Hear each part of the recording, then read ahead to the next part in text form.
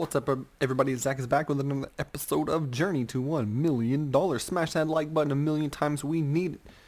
We need it. Well, anyways, let's jump right into it. The blog is up on prostockadvice.com, link in the description, or you can just go to prostockadvice.com/blog for that. And while you're down there, go ahead and follow me on Twitter and whatnot, because we do the live trades, although the markets have been in turmoil. Well, at least tech and oil is up one day a lot, then it's down the next day. Got a ship stuck in the Suez Canal. Got China going on a tear. The China netizens going on a tear, at least against Nike and Adidas and H&M. And oh my goodness, things are going down today.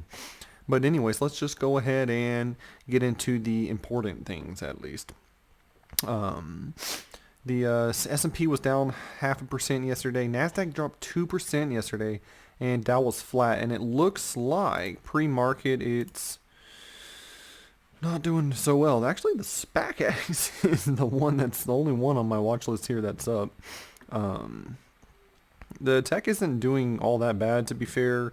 Neither is Dow and S&P. It's only down a little bit, although that's kind of disheartening. The SOX is down 1.35, so that's a little bit worse. But of course, the ARCs are down. Go figure.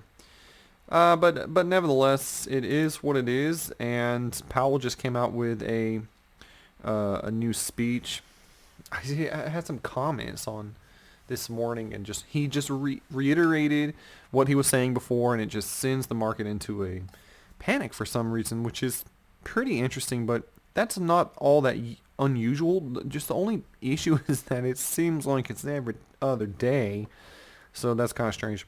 But nevertheless, and this was yesterday, my E-bond put was actually up 26%, so that's cool. We're making money on that one. The FLGT was up 17% yesterday, so we're doing all right on that, although just the markets are going down in general, so it's a little bit hard for those options right now. And I have recommended not get into short-term options because for these reasons, we're still not really sure. It's been sideways for at least 10 days, it seems like now.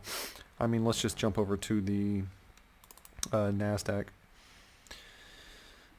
And take a look at the graph here. Yeah, I mean, it's been pretty sideways for a while now.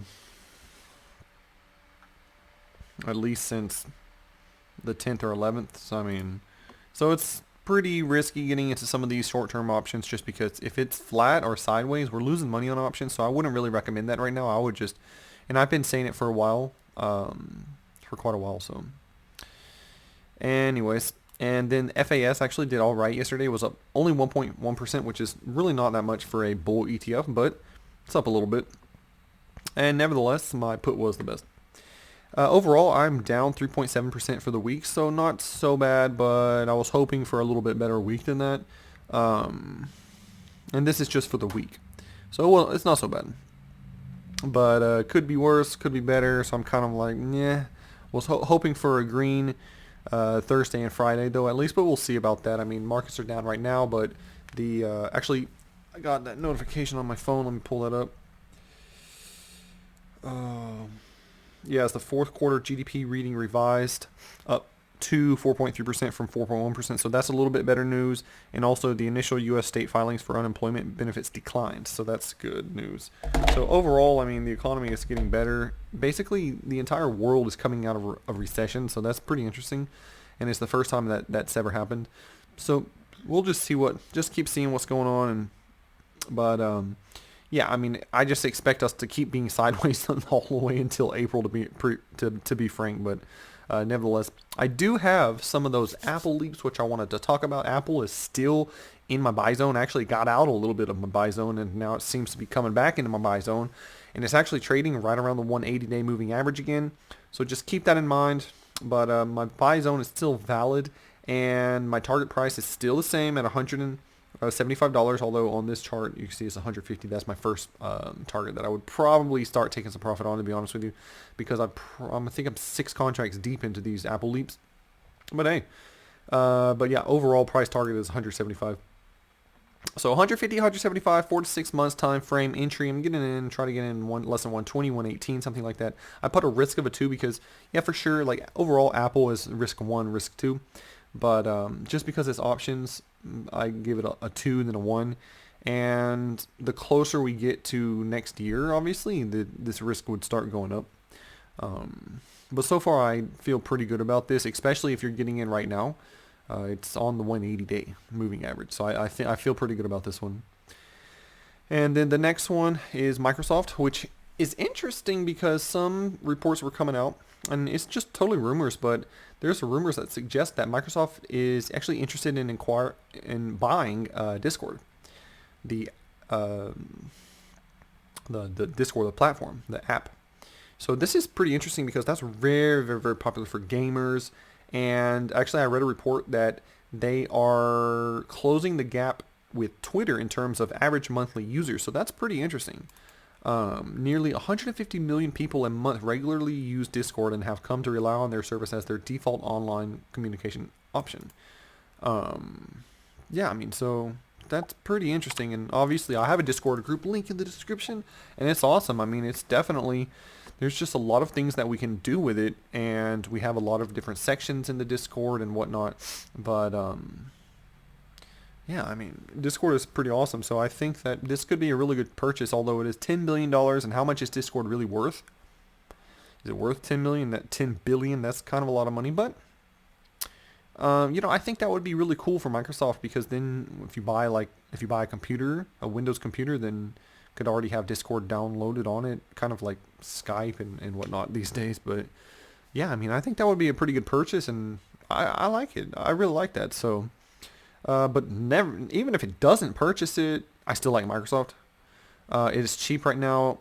I'm waiting for it to go down a little bit below the 50-day moving average. I've set a price target of 275, which is not all that high. I've seen a lot of analyst price targets are over 300.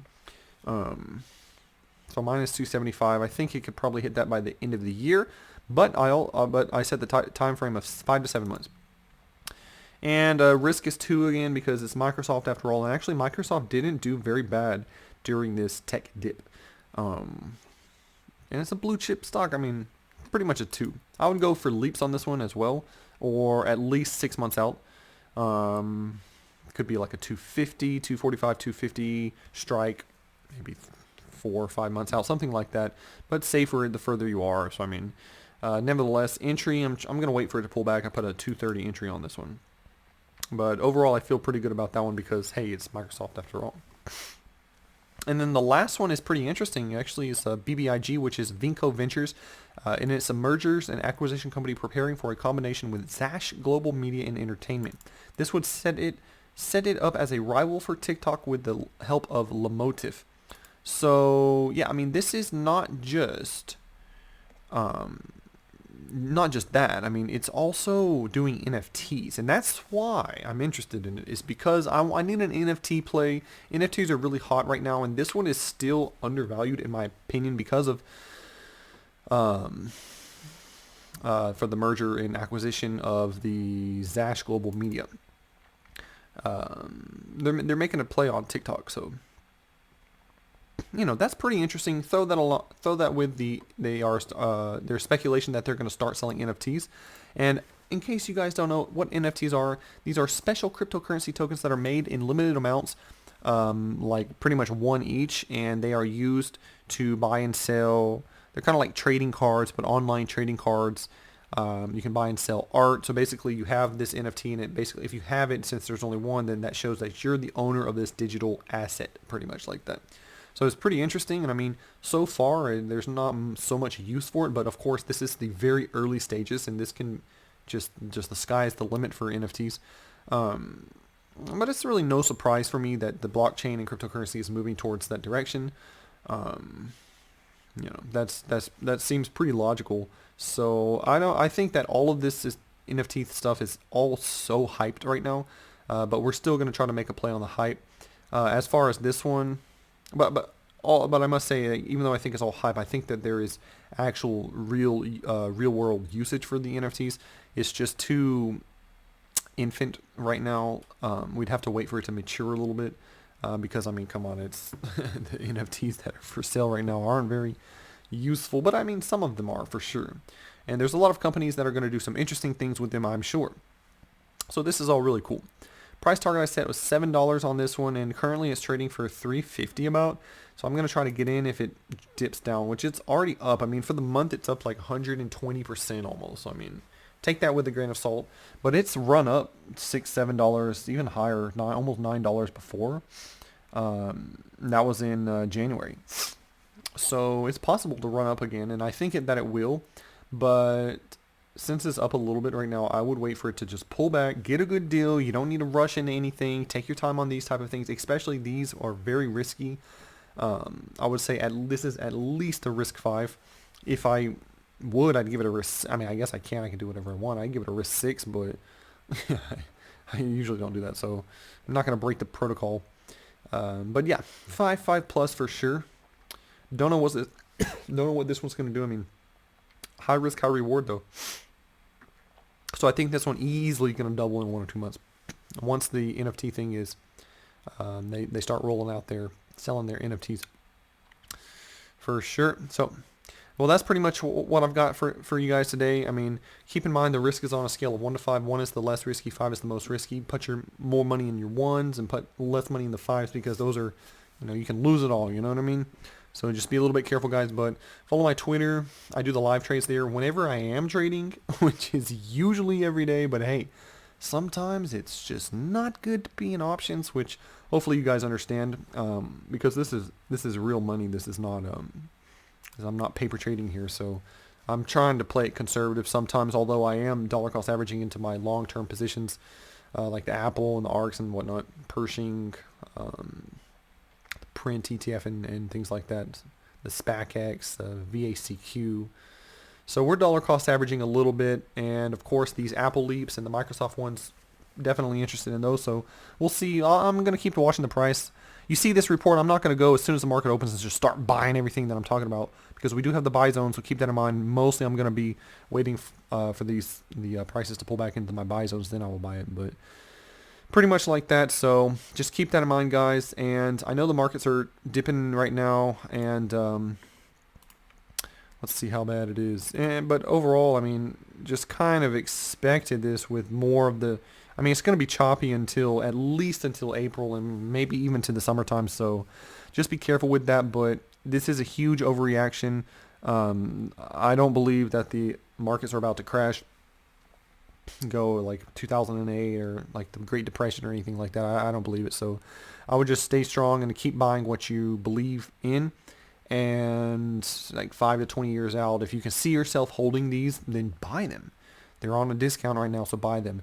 And I know I sound like a broken record, and maybe that sounds cliche, but yeah, I mean, I would just keep doing that. And this is, we're not, we got to have a little bit of patience here, because, even though it's been trading sideways since was March 10th or March 11th, that's pretty good news, because that means it's not going down even more than it was. So gotta have a little bit of patience here and look for the silver linings and the bright side of things. But yeah, I wouldn't worry all about it that much. If you need some fresh air, go get some fresh air, you know what I mean? Walk away from it. We don't have to do things every single day. I'm not going to be recommending these YOLO type of plays where, we're going all in and trying to make a lot of money really quickly. That's not really the style of this channel. But hopefully you guys are doing okay. Message me on Discord. I do the one-on-ones if you want me to recommend some tweaks to your portfolio. I can give you my opinions.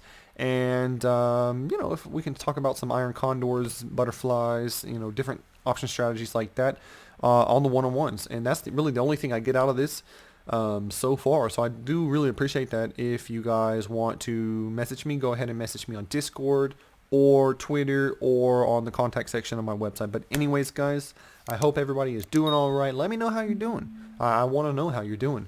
The markets are not doing very good, so let me know how you're doing. But basically everything is down pre-market, so let's just see how it's going to go. But anyways, I'll see you guys on the other side. Peace.